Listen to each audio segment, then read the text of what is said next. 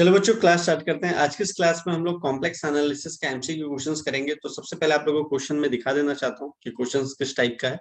तो आप लोग स्क्रीनशॉट लो और खुद से ट्राई करो। अगर बन जाता है तो वेल एंड गुड, नहीं बनता है तो आप सॉल्यूशन देख सकते हो। ठीक है, तो चलिए आइए देखते हैं क्वेश्चन। ये रहा आपकी स्क्रीन पे, आप स्क्रीनशॉट ले लो और खुद से ट्राई करो एक बार। ठीक है, चलिए देखते हैं पहला क्वेश्चन का सोल्यूशन क्या है। If f of z x plus a y plus iota b x plus y is analytic, then अगर ये कह रहा फंक्शन जो है वो एनालिटिक है तो चारों में से कौन सा ऑप्शन सही होगा। तो आपको पहले ऑब्जर्व करना है कि ये जो फंक्शन दिया गया है ये कार्टेशियन फॉर्म में है या पोलर फॉर्म में है। ठीक है, दोनों का मैंने सीआर इक्वेशन अलग अलग बता रखा है आपको, वो आपको ऑब्जर्व करके देखना है कि कौन सा अप्लाई करेंगे हम लोग। ठीक है, तो चलिए ये देखते हैं। फंक्शन जो गिवन दे रखा है उसको पहले यहाँ पे लिख लेते हैं स्क्रीन पे। फर्स्ट क्वेश्चन का सॉल्यूशन कर रहे हैं। एफ ऑफ जेड जो आपको दे रखा है that is x plus a y plus iota b x plus y. ठीक है, तो आपको मैंने बता रखा था ये एफ ऑफ जेड को हम लोग डब्ल्यू लिख सकते हैं, और ये जो पूरा का पूरा फॉर्मेट यू है और ये आयोटा वी। ऑब्जर्व करोगे तो यू आपको मिल चुका है एक्स प्लस ए वाई और वी आपको मिल चुका है बी एक्स प्लस वाई। ठीक है, अगर मैं del u upon del x निकालता हूँ, मतलब इसको एक्स के रिस्पेक्ट में पार्सली डिफ्रेंशिएट करता हूँ, तो ये 1 हो गया, ये तो 0 हो जाएगा। ठीक है, फिर हम लोग del v upon del y करते हैं, मतलब इसको y के रिस्पेक्ट में करेंगे तो 1 और ये 0 हो जाएगा, तो 1 हो गया।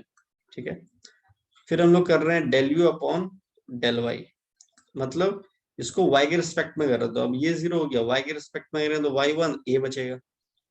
ठीक है, फिर उसके बाद हम लोग क्या करने जा रहे हैं, del v upon del x. तो del v upon del x करने जाएंगे इसको अगर x के रिस्पेक्ट में तो b बचेगा। ठीक है, तो सीआर इक्वेशन कहता है क्या, सीआर इक्वेशन कहता है कि अगर एनालिटिक कोई फंक्शन होता है तो ये आपको सेटिस्फाई करना पड़ेगा। Del u upon del x equals to del v upon del y and del u upon del y equals to minus del v upon del x. तो del u upon del x देखो क्या है, 1 है। Del v upon del y देखो 1 है, तो ये तो भैया मिल गया बराबर हमें। ठीक है, del u upon del y हमारे पास a है equals to del v upon del x minus B आ रहा है। ठीक है, अगर b को हम इधर लेकर के जाते हैं तो हमें क्या मिलता है finally, a plus b equals to 0, और यही आपको ऑप्शन में चेक करना था। ठीक है, तो जो भी ऑप्शन ऐसा दिख रहा होगा वो करेक्ट हो जाएगा।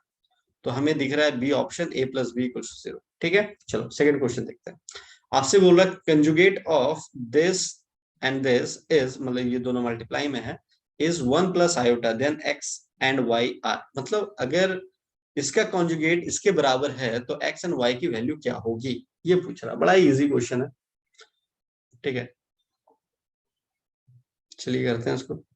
तो सबसे पहले क्वेश्चन को व्हाइट बोर्ड पे लिख देता हूं मैं। क्या कह रहा है, एक्स प्लस आयोटा वाई, ठीक है, 1 माइनस 2 आयोटा।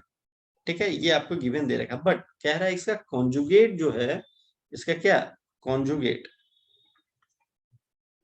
वो किसके बराबर है, वो है 1 प्लस आयोटा के बराबर। तो कॉन्जुगेट बोलता है क्या है कि भैया जो आयोटा के आगे जो साइन है वो ऑपोजिट हो जाता है। तो इसका कॉन्जुगेट हो जाएगा x माइनस आयोटा वाई, और इसका कॉन्जुगेट हो जाएगा 1 प्लस 2 आयोटा। अब ये किसके बराबर है, 1 प्लस आयोटा।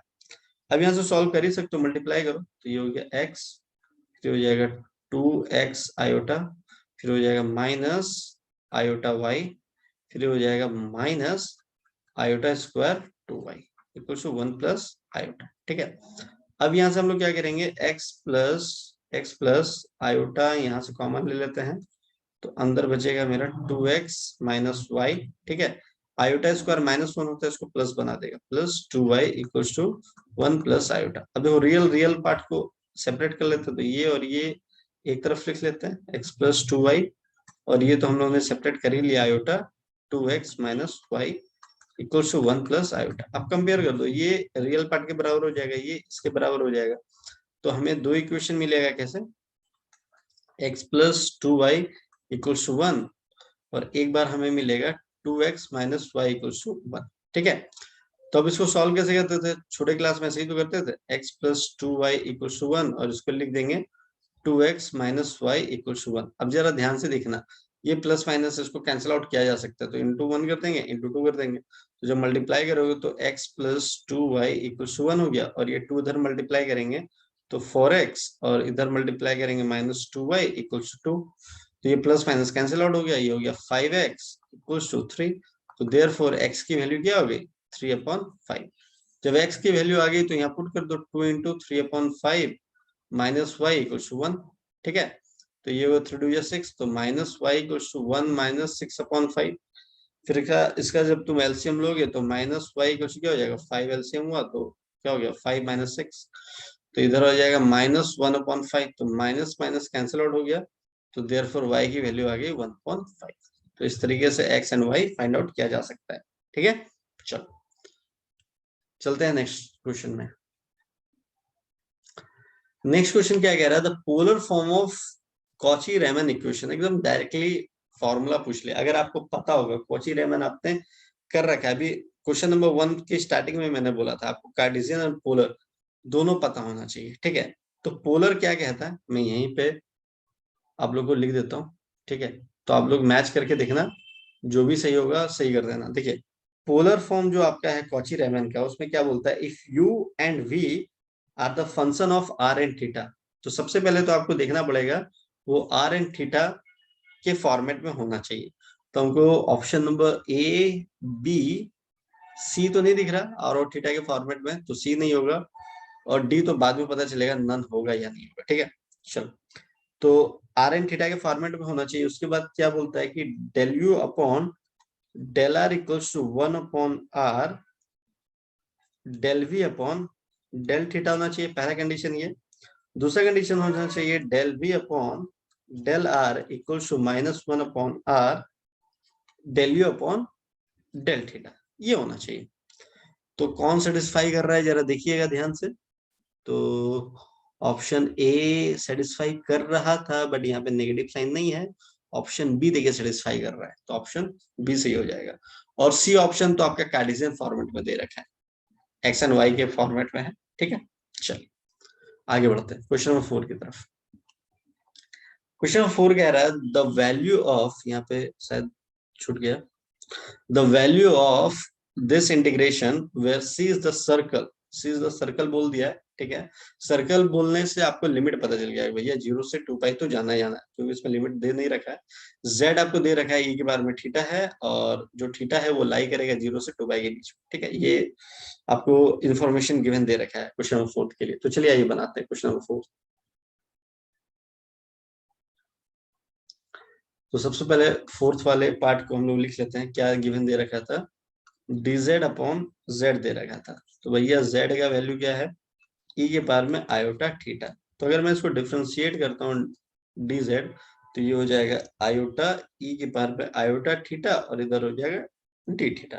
ठीक है, कुछ करना नहीं है आपको, dz की जगह इसको लिखना iota e iota theta D theta upon में z का वैल्यू था e आयोटा थीटा। ये और ये कैंसिल आउट हो गया, सर्कल था तो इसका लिमिट हो जाएगा 0 से 2 पाई। ठीक है, आयोटा है और ये थीटा के रिस्पेक्ट में इंटीग्रेशन करना है, तो आयोटा बाहर हो जाएगा, है ना।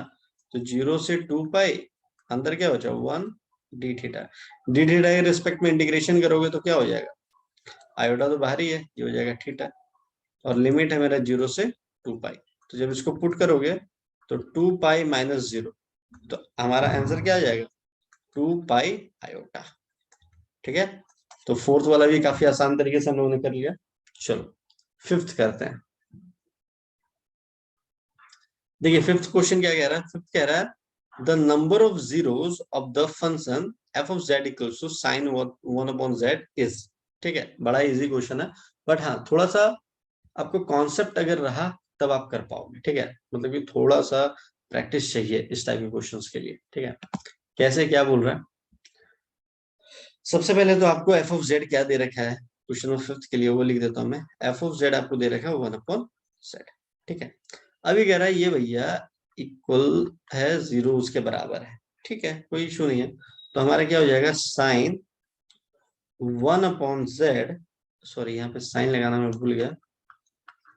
ठीक है, एफ ऑफ जेड मेरा साइन, ये एंगल में 1/z है। ठीक है, sine upon z equal to 0, ये तो गिवन दे रखा है। अब मुझे तुम एक बात बताओ कि ये जो साइन 0 कब होता है? साइन 0 होता है सर पाई, 2 पाई, 3 पाई, 4 पाई, मतलब एन पाई में। ठीक है, तो अगर मैं आपको बोलूं, साइड में समझाऊं मैं, कि साइन अल्फा इक्वल टू 0, तो ये अल्फा जो है वो क्या होगा? वो एन पाई होगा। क्या होगा? वो एन पाई होगा। तो मैं यहाँ पे बोल सकता हूँ कि साइन 1/z इक्वल टू 0 को मैं लिख सकता हूँ साइन एन पाई। कोई दिक्कत नहीं, साइन साइन कैंसिल आउट हो गया, तो 1/z इक्वल हो गया एन पाई। तो अगर मुझे z की वैल्यू चाहिए तो हम लिख सकते हैं 1/n पाई। कोई दिक्कत यहाँ तक नहीं सर? अब जरा ध्यान से सुनना जो मैं बोलने जा रहा हूँ यहाँ पे। जो हमारा z है ना, z मतलब कि अब मैं तेरे को क्या बोला कि ये जो n पाई है ना, n पाई अब लाइक 1 पे, 2 पे, 3 पे, 4 पे, मतलब कि कितने पे जा सकता है? तो भैया ये तो इनफाइनाइट टाइम्स तक जा सकता है ना? मतलब 1 पाई, 2 पाई, 3 पाई ऐसे करके इनफाइनाइट टाइम्स तक जा सकता है। तो क्वेश्चन में पूछा क्या गया था? क्वेश्चन में पूछा गया था number of zeros of the function this is. तो नंबर ऑफ जीरोस क्या आ सकता है? इनफाइनाइट। तो ऑप्शन नंबर सी हो गया। आई होप हर एक चीज मैंने काफी बेसिक से बताया, आप लोगों को समझ में भी आया होगा। ठीक है, तो मिलते हैं नेक्स्ट क्लास में न्यू क्वेश्चंस के साथ और मजेदार क्वेश्चन के साथ। ठीक है, till then bye bye, take care.